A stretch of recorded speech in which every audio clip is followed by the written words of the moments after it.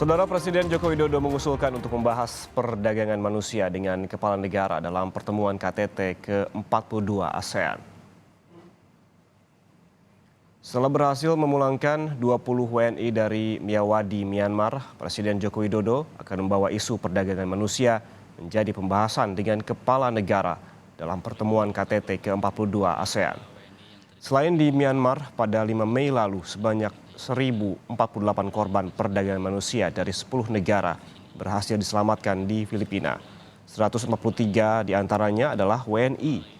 Presiden Jokowi berharap pertemuan KTT ASEAN mampu menghasilkan perjanjian kerjasama untuk mencegah perdagangan manusia di ASEAN.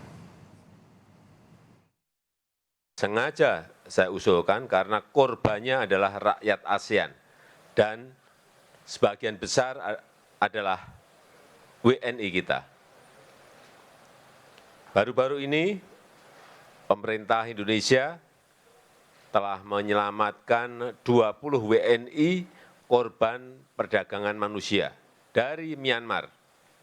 Ini betul-betul sesuatu yang tidak mudah, karena lokasinya berada di wilayah konflik.